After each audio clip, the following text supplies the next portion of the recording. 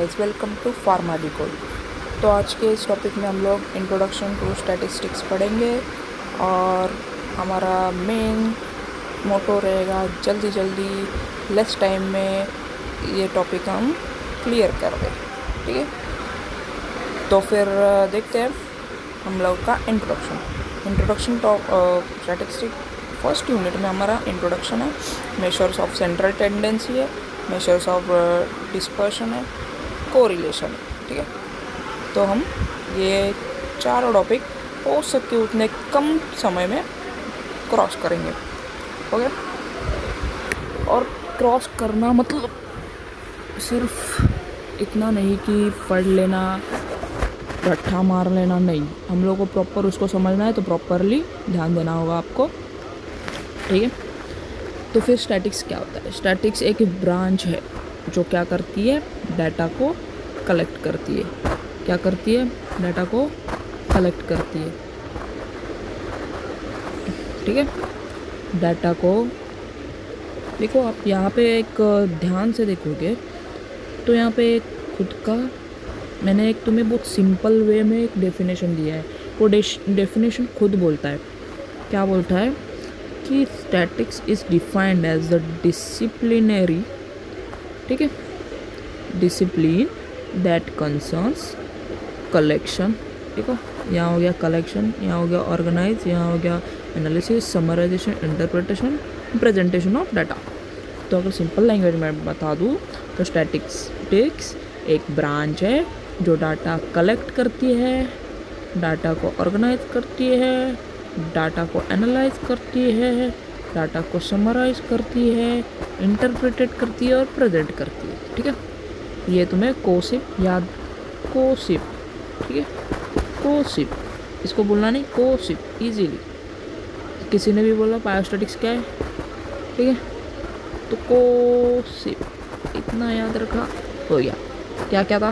Collect, organise, analyse, summarise, interpretation, presentation. Okay, तो simple word में statistics का use data को समझने और उसे कंक्लूजन निकालने के लिए होता है।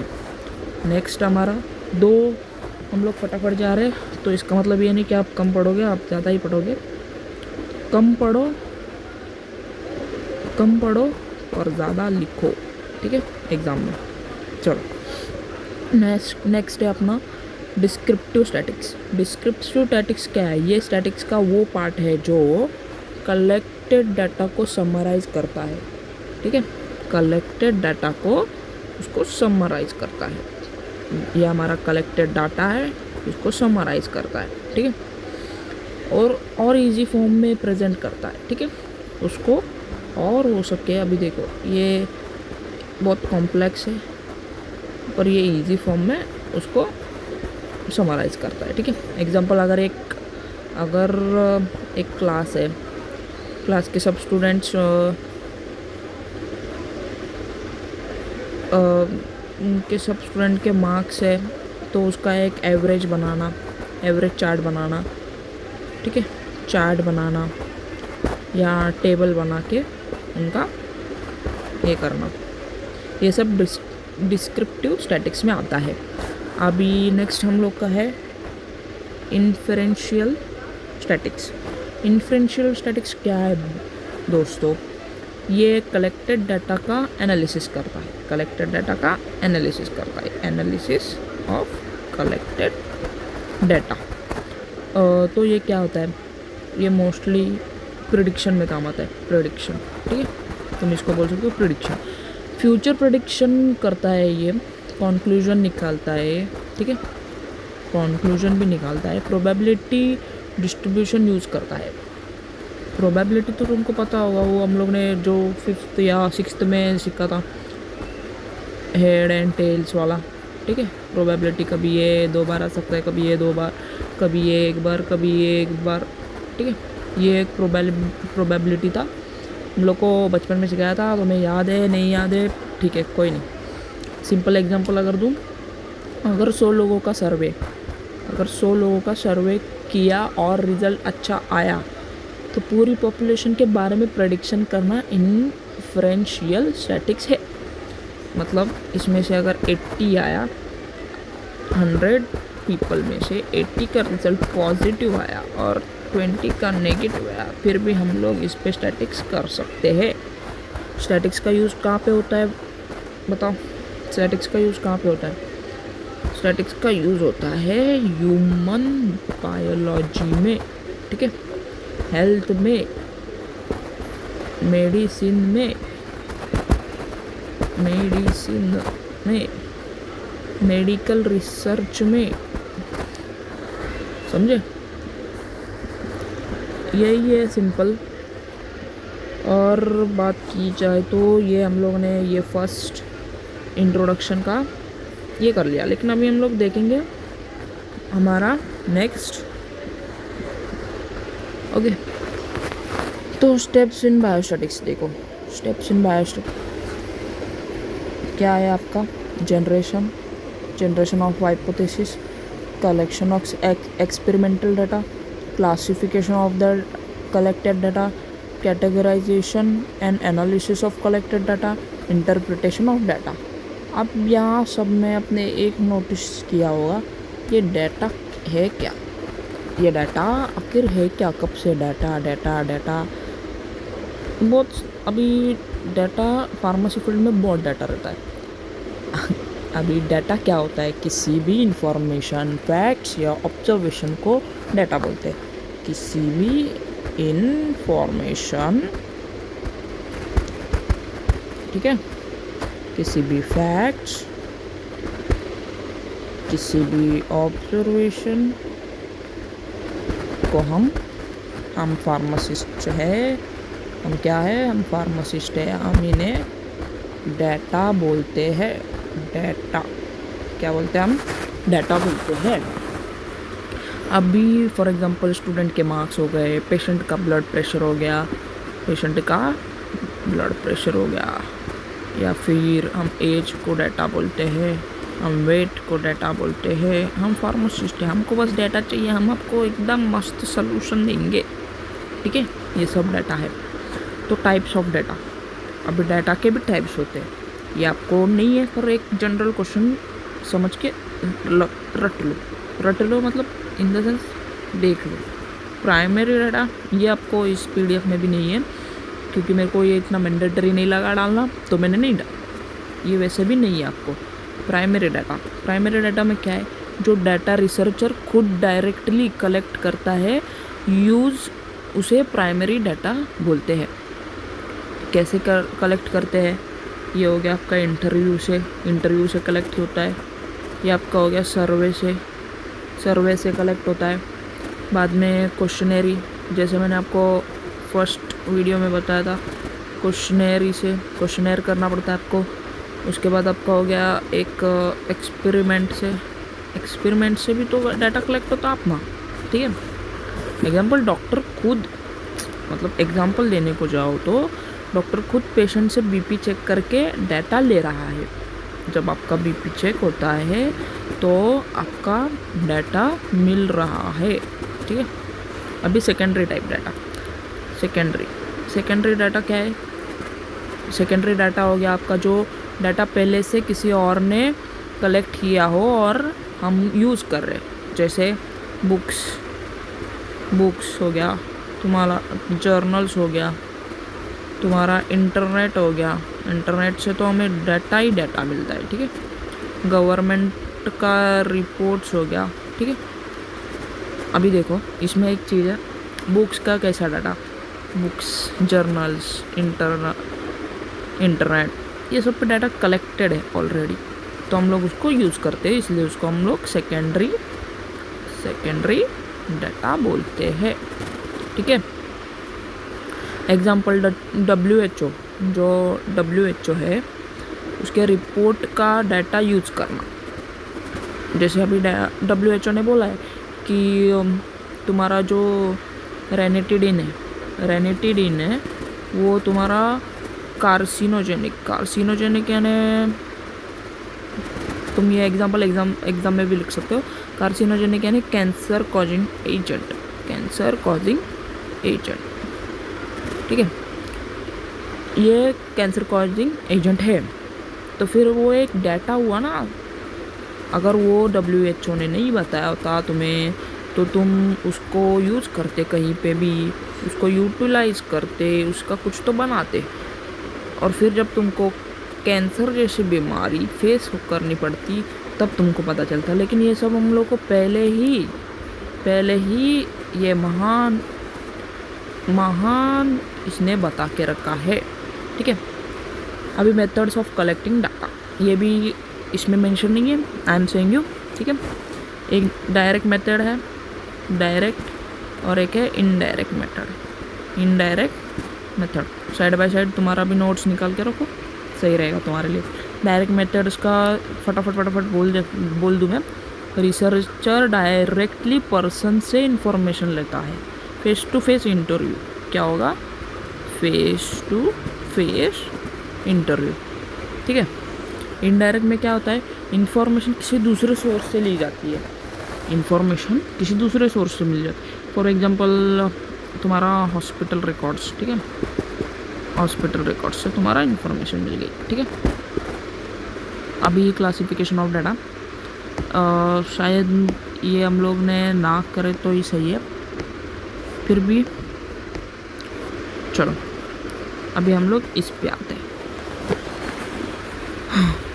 तो स्टेप्स इन बायोस्टैटिक्स क्या है? Generation of hypothesis, collection of ठीक है, ये हम लोग को हो गया था, तो हम लोग बोलते हैं अभी डायरेक्ट मैं एक्सप्लेनेशन देता। हाइपोथेसिस का मतलब एक होता है एजम्पशन या प्रेडिक्शन। हाइपोथेसिस आप इसको प्रेडिक्शन समझो। ठीक है, अभी कुछ बच्चे ऐसे आए नो प्रेडिक्शन भी नहीं पता होगा, तो प्रेडिक्शन यानी तुम कह सकते हो हमारे इंडियन लैंग्वेज में एस्ट्रोलॉजी। ठीक है, एस्ट्रोलॉजी मतलब क्या? अब ये भी नहीं पता होगा, आई नो। तो तुम्हारे फ्यूचर रिजल्ट्स क्या आ सकते हैं, ठीक है, उसको हम प्रेडिक्शन बोलते हैं। फ्यूचर में क्या हो सकता है उसका। हाइपोथेसिस का मतलब समझा, एक एजम्पशन, ठीक है, या प्रेडिक्शन। आप प्रेडिक्शन पकड़ के चलो, ये इजी है, ये इजी करो। ठीक है, एग्जाम्पल ये मेडिसिन पेशेंट को जल्दी रिकवर करेगी। एग्जाम्पल क्या है? मैं अगर बोलूँ ये वाली मेडिसिन एक पेशेंट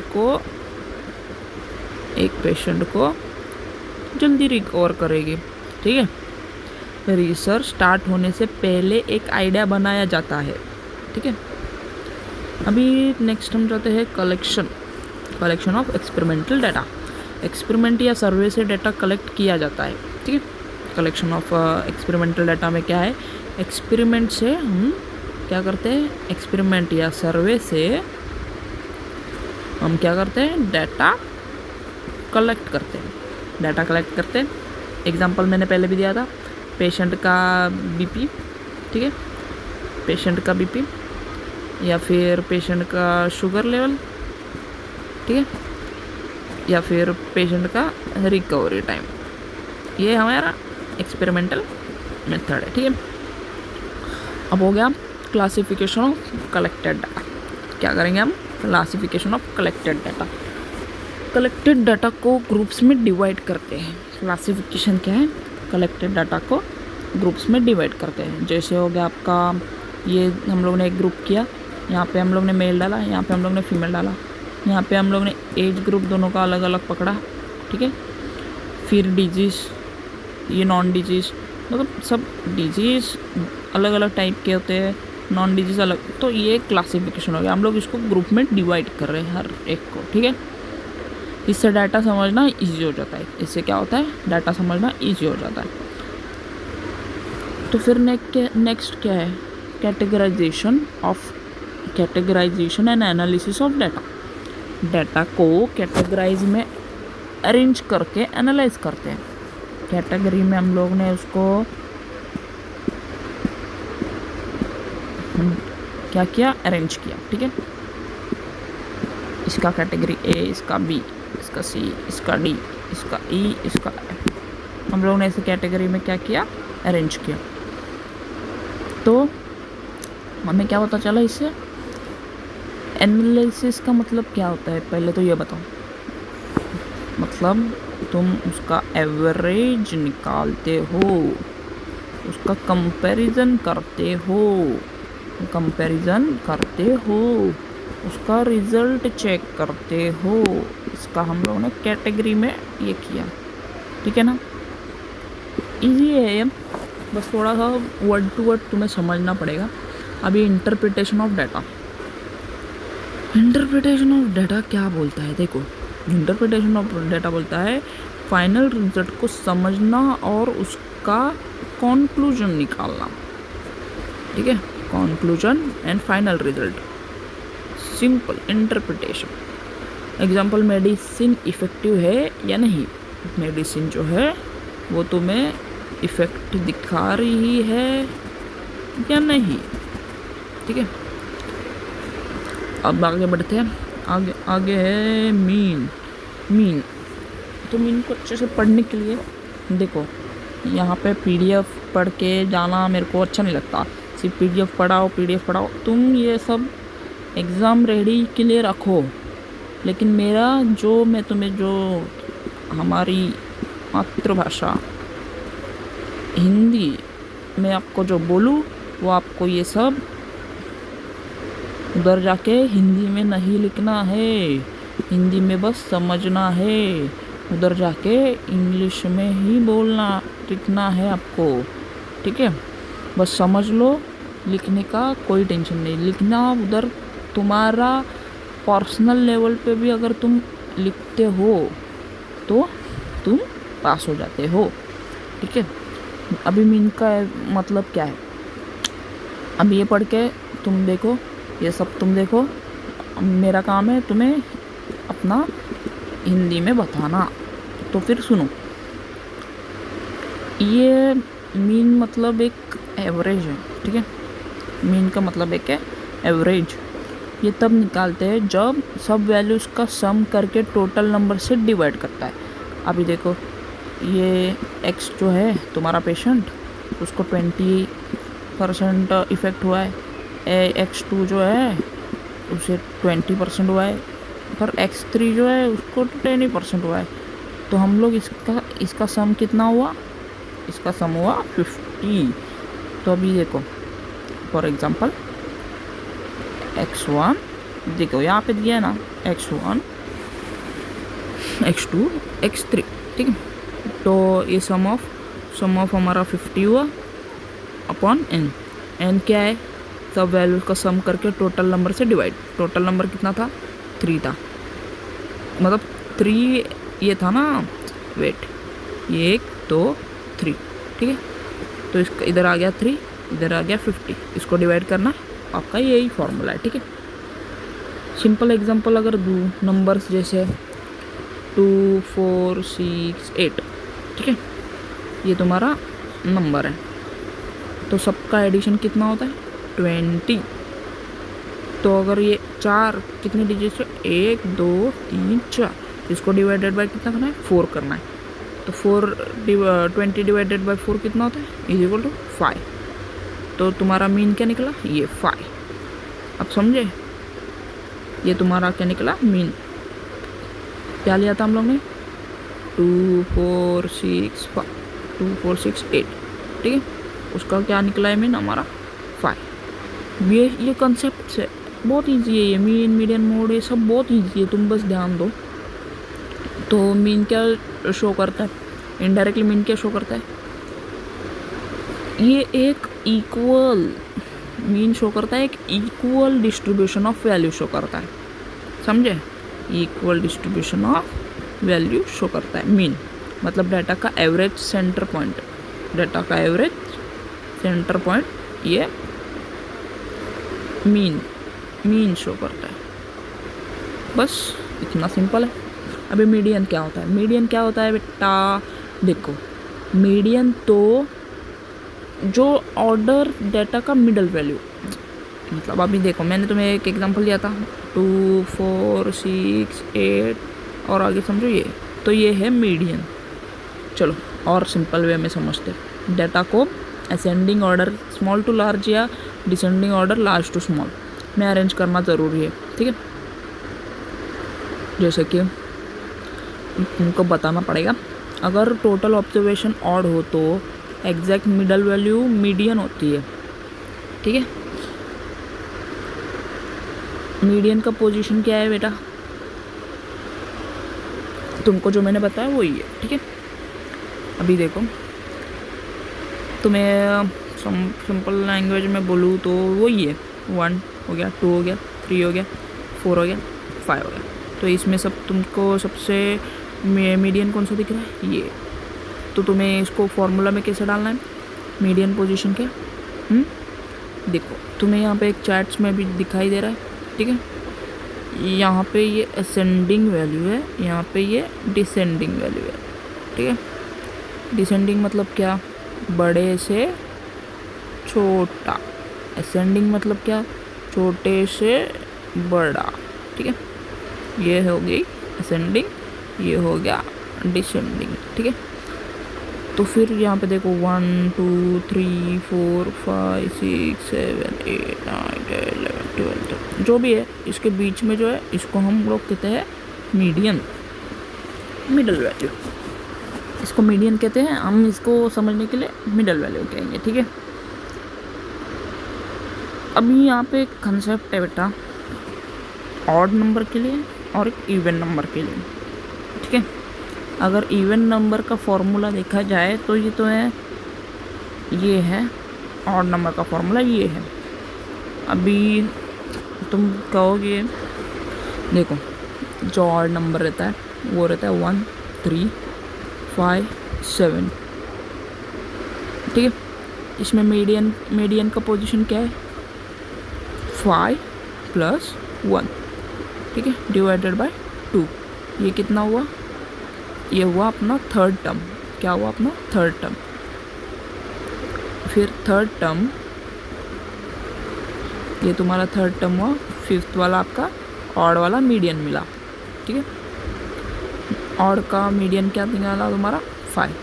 अभी इवन का देखते हैं। इवन का देखो, अगर ऑब्जर्वेशन इवन हो तो मिडल के 2 नंबर का एवरेज लेते हैं। ऑब्जर्वेशन इवन हो, इवन बोले तो ये हो गया तुम्हारा 2 4 6 8 10 12, ऐसा ये तुम्हारा इवन हो गया, ठीक है।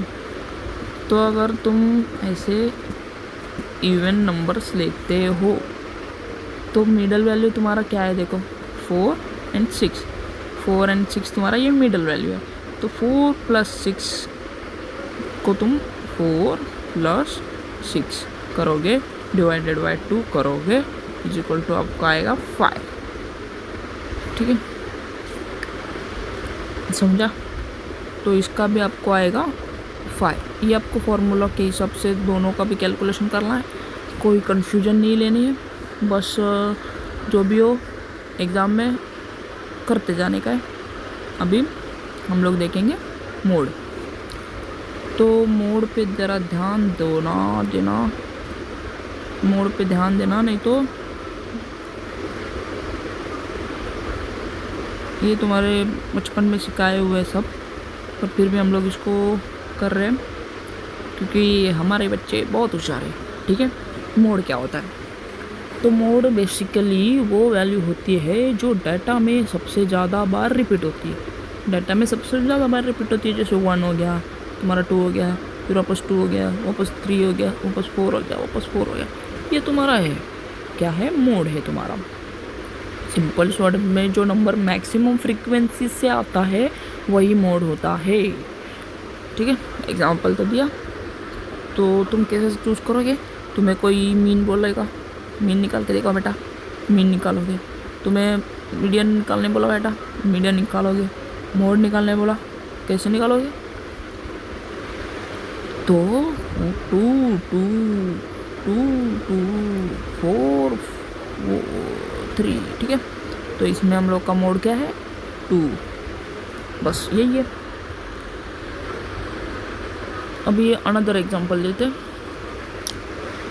अभी समझो ये 1 है, समझो क्या है, यहाँ पे 2 नंबर्स रिपीटेडली आए हैं, तो 2 भी बार 2 आया, 3 भी बार 2 आया, इसलिए डाटा बाय मॉडल हो गया।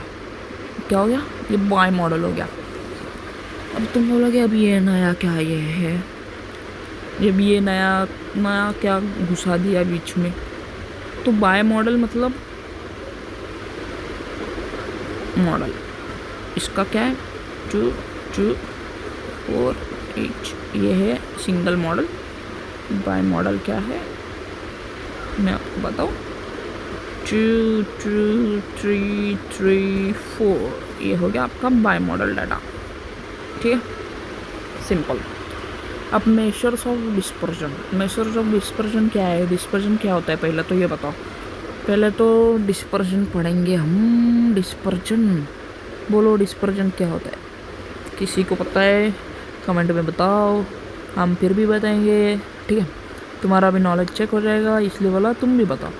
तो डाटा कितना स्प्रेड है या स्कैटर्ड है उसका डिस्पर्जन बोलते हैं। डाटा, हमारा जो डाटा है वो कितना स्प्रेड है या स्कैटर्ड, स्कैटर्ड बोले तो स्कैटर्ड, कितना स्कैटर्ड है या स्प्रेड है उसको हम डिस्पर्जन बोलते हैं। सिंपल में बोलूँ तो वैल्यूज एक दूसरे से कितनी दूर है, समझे। अभी देखो यहाँ पे मेरी एक चीज़ की वैल्यू आ गई 20, एक की आ गई 80, तो इसमें कितना डिस्पर्जन है।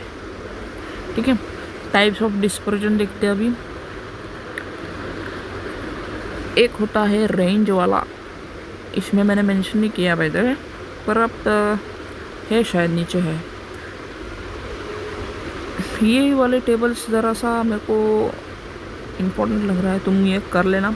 ठीक है, मेजर्स ऑफ डिस्पर्शन नीचे है हमारे डिस्पर्शंस के टाइप्स, वो हम लोग देखते हैं। ठीक है, रेंज सबसे बड़ी बात है हमारे डिस्पर्जन की, वो है रेंज। रेंज सबसे हाईएस्ट और लोवेस्ट वैल्यू का डिफरेंस। रेंज जो होता है difference between two extremely observation. यहाँ पे आप पढ़ रहे हो या नहीं, ये पढ़ोगे तो समझोगे। ठीक है, तो सबसे हाईएस्ट और लोवेस्ट, सबसे हाईएस्ट हो गया या सबसे लोवेस्ट हो गया, इनका जो भी वैल्यू रहेगा हमारा उसका डिफरेंस चाहिए उनको। ठीक है, फॉर्मूला क्या है इसके लिए, range is equals to highest value minus okay, highest value minus lowest value. ठीक है, range is equal to highest value minus lowest value. Example लेते हैं, अभी एग्जाम्पल हो गया तुम्हारा वैल्यूज़ का एग्जाम्पल लेते हैं। चलो लिया 10 20 30 40। ठीक है, अभी इसमें हाईएस्ट क्या है, हाईएस्ट बताओ क्या है, 40 है ना, लोवेस्ट बताओ क्या है, 10 है ना। तो रेंज क्या करता है, रेंज का फॉर्मूला यहाँ पे अप्लाई करना है हमें। रेंज का फॉर्मूला अप्लाई किया, highest value minus lowest value. ठीक है, सो रेंज क्या हुआ, रेंज बताओ क्या हुआ, 30। ठीक है, अभी तुम्हें एक एडवांटेजेस बताऊँ, मेरिट बताओ इसका, रेंज का। इजी है कैलकुलेट करने में, एग्ज़ाम में लिखोगे इजी टू कैलकुलेट, बाद में सिंपल टू अंडरस्टैंड। इतना सिंपली समझा तुमको, क्या करना है। अभी देखो 10 20 30 किया है, इसमें हाईएस्ट वैल्यू 30 है, माइनस किया सबसे लोवेस्ट वैल्यू से, इसका हो गया 20, यह हमारा रेंज हुआ। इतना इजी टू अंडरस्टैंड तो है, simple to understand and easy to calculate. ये तुम्हें एग्ज़ाम में इसका मेरिट लिखना है। अभी डीमेरिट्स क्या है बोलो। डीमेरिट्स देखो, एडवांटेजेस जितना होगा उतना डिसएडवांटेजेस होगा। तो अभी तुम बोलो डीमेरिट्स क्या है, सिर्फ क्या करता है, ये सिर्फ हाईएस्ट और लोवेस्ट वैल्यू यूज़ करता है। ठीक है, या अभी हम लोग ने देखा 10 हम लोग ने लिया था, बीच में जो था उसको हम लोग ने नज़रअंदाज करके 40 लिया।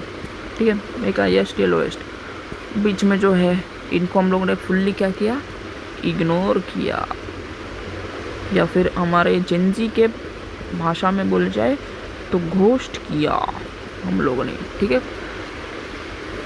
तो फिर इसका डिमेरिट क्या है, वो बाकी को नज़रअंदाज कर देता है, ठीक है, बाद में बाकी को क्वारंटीन कर देता है, ठीक है।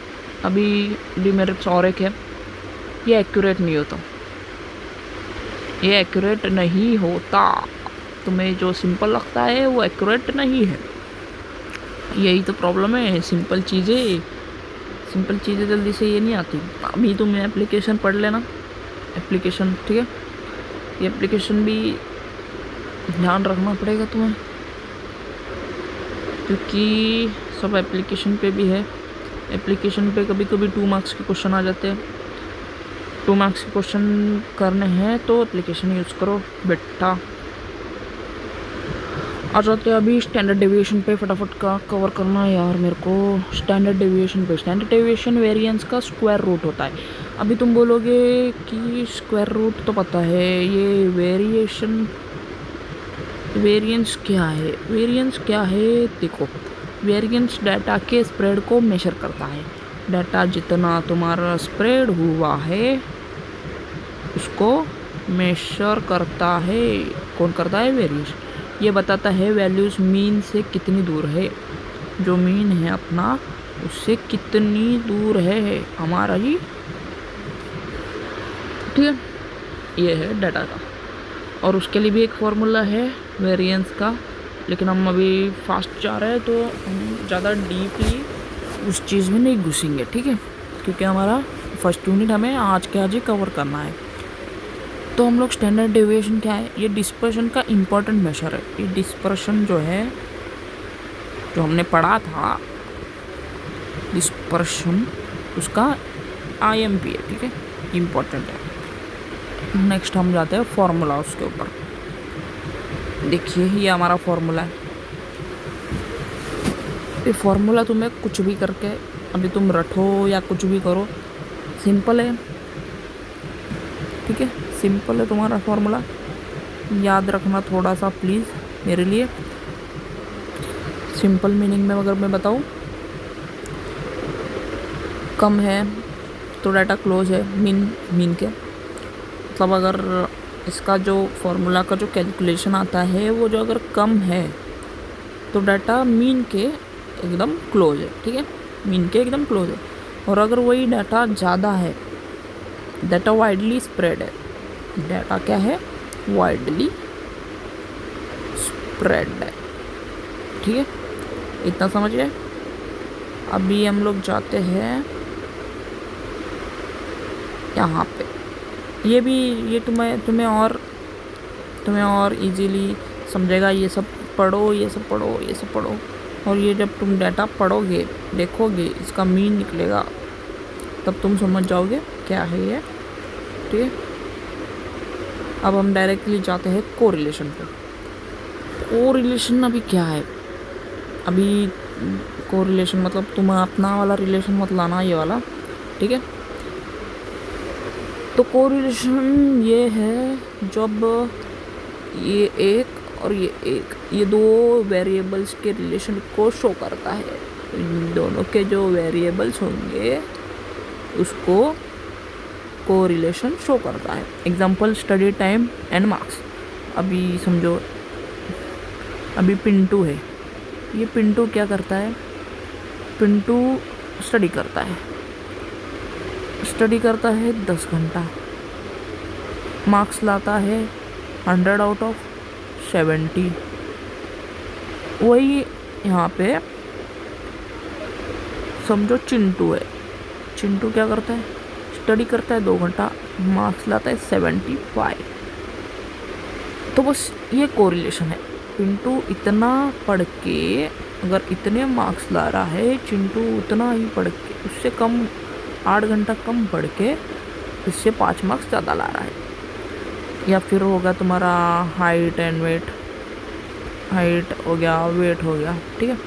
अभी जैसे कि मेरा हाइट है 5.10, तो साइंटिस्ट ने मुझे कहा है, या फिर ये इंटरनेट पे भी है, कि मेरी कम से कम वेट 60 to 65 होना चाहिए, तो फिर मैं एक हेल्दी पर्सन हूँ। समझे? वैसा ही कोरिलेशन है। अभी हमें टाइप्स ऑफ कोरिलेशन देखने हैं। हमें क्या देखने हैं? Types of correlation. एक है पॉजिटिव कोरिलेशन और एक है हमारा नेगेटिव कोरिलेशन, ठीक है। तो पॉजिटिव कोरिलेशन के पास देखते हैं, एक वैल्यू बढ़े तो दूसरी भी बढ़ती है। अगर एक वैल्यू बढ़ेगी तो दूसरी भी बढ़ेगी। एग्जाम्पल, स्टडी मोर तो मार्क्स मोर, ठीक है। अगर नेगेटिव का देखो, एक वैल्यू बढ़े तो दूसरी कम होती है। नेगेटिव में क्या होता है? एक अगर कम होगी तो दूसरी बढ़ेगी, ठीक है। या फिर एक अगर बढ़ेगी तो दूसरी क्या होगी? कम होगी। नेगेटिव कोरिलेशन इजी में बोलूँ तो। अभी जीरो कोरिलेशन क्या होता है? जीरो क्या था? Positive correlation, negative correlation, zero correlation. Positive का क्या था? बढ़ेगी तो बढ़ेगी, घटेगी तो घटेगी। इसका क्या था? बढ़ेगी तो घटेगी, घटेगी तो बढ़ेगी, ऑपोजिट, ठीक है। अभी जीरो का क्या है? दोनों वेरिएबल्स में कोई रिलेशन नहीं, मतलब ये किधर और जा रहा है, ये किधर और जा रहा है, ये किधर भी उधर भी हो रहा है, इनका कोई रिलेशन नहीं है। मतलब जीरो का मेन मतलब, जीरो कोरिलेशन का मतलब है तो किधर भी जा, कुछ भी कर, इधर जा उधर जा, नीचे जा ऊपर जा, ठीक है। ये सिंपल है, ठीक है। कोरिलेशन ईजी है, बहुत सिंपल है। बेसिकली कोरिलेशन तुम समझ गए, ठीक है। अभी हम लोग आते हैं कार्ल भाई का कोएफिशिएंट ऑफ कोरिलेशन। सब साइंटिस्ट आके कुछ ना कुछ ज्ञान देते हैं, तो हमारे कार्ल भाई ने भी कुछ तो ज्ञान दिया है। हम लोग को पढ़ना बहुत इंपॉर्टेंट है। कार्ल भाई बोलते हैं ये कोरिलेशन मेजर करने का मैथमेटिकल मेथड है, ठीक है। ये जो भी तुम्हारा पॉजिटिव नेगेटिव झमेला है, इसको कोरिलेशन करने का मैथमेटिकल मेथड है। इसने क्या किया मालूम है क्या? तुम्हारा जो R है इसको डिनोट किया। ये डिनोट करते हैं R को। अभी R को तुम बोलोगे क्या है ये R, ठीक, तो तुम पहले ये देखो, ठीक है। अब बेसिकली तुमको थोड़ा सा इजी वे में बताऊँ, ये बहुत शॉर्टकट में बोला है, थोड़ा सा ब्रीफ में अगर समझाऊँ तो फिर तुम्हें ज़रा इजी लगेगा, ठीक है। अभी R जो है इज इक्वल टू +1, पॉजिटिव वाला बोल रहा हूँ, ठीक है। परफेक्ट पॉजिटिव कोरिलेशन, परफेक्ट, इसको हम लोग कहेंगे परफेक्ट पॉजिटिव कोरिलेशन। अब ये R अगर तुम्हारे -1 से जुड़ जाता है तो इसको हम बोलेंगे परफेक्ट नेगेटिव कोरिलेशन, ठीक है। अब ये R वही तुम्हारे 0 से हो जाता है, 0 को इज इक्वल टू देता है, तो हमारा इसका हो गया नो रिलेशन। चल, नो रिलेशन। अभी प्रोबेबिलिटी, अब तुम बोलोगे कि इसमें क्या किससे जुड़ेगा, क्या किससे मैच होगा? नहीं, इसमें भी प्रोबेबिलिटी है, किसी इवेंट के होने के चांसेस बताती है। प्रोबेबिलिटी किसी के होने के चांसेस बताती है। सिंपल मैं बोलूँ, कोई इवेंट होने की पॉसिबिलिटी है, प्रोबेबिलिटी है। तुमने कभी ये यूज़ किया प्रोबेबली, ये वर्ड भी यूज़ किया, उसमें ही हम लोग को समझ में आता है। अभी देखो फॉर्मूला अगर मैं बोलता हूँ प्रोबेबिलिटी का, तो number of favourable outcomes, number of favourable outcome, ठीक है, upon total numbers of outcome. मतलब अगर मैंने एक कॉइन हवा में फेंका तो ये एक तो हेड्स देगा या तो टेल्स देगा, ठीक है। अगर मेरे को ये कॉइन मेरे को फेंकना है 6 बार, ठीक है, 6 बार फेंकना है मेरे को, तो 6 बार ये एक तो हेड्स भी आ सकता है या तो टेल्स भी आ सकता है, या तो 3 बार ये हेड्स आ सकता है, या तो 3 बार ये आ सकता है, या तो 2 बार ये आ सकता है, 5 बार ये, ऐसा कुछ भी हो सकता है ना। इसको हम प्रोबेबिलिटी बोलते हैं, ठीक है। अभी देखो मैंने कॉइन फेंका तो इसकी प्रोबेबिलिटी कितनी है? 2, ठीक है, 2। इसमें से कुछ भी आ सकता है, हेड्स या टेल्स, बस सिंपल लैंग्वेज। अगर हम लोग रैंडम वेरिएबल्स लेंगे, जैसे डाइस थ्रो, डाइस हमारा डाइस मालूम है ना तुमको, ऐसा रहता है, सांप सीढ़ी खेलते, लूडो खेलते जिससे, तो उसमें तो प्रोबेबिलिटी ज़्यादा है, 1 है, 2 है, 3 है, 4 है, 5 है, 6 है। तो डाइस अगर थ्रो करते हो तो इसमें से कुछ भी हमारा एक पता आने की प्रोबेबिलिटी है, ठीक है। बस यही समझाना है तुमको, ऐसे ही पढ़ते रहो, हो सके तो सब्सक्राइब करो, नहीं हो सके तो भी सब्सक्राइब करो। तुम्हें समझने के लिए यहाँ पे भर के एग्जांपल्स दिए हैं, भर के सब कुछ है, कुछ भी किसी भी चीज़ की कंजूसी नहीं है। मेरिट्स है, डीमेरिट्स है, जो मैंने पहले पेज पे तुम्हें बताए थे, मेरिट्स, डीमेरिट्स, एडवांटेज। देखो मेरिट्स मतलब ही एडवांटेज है, ये भी मेरे को किसी को बताना पड़ता है। डीमेरिट्स मतलब डिसएडवांटेज।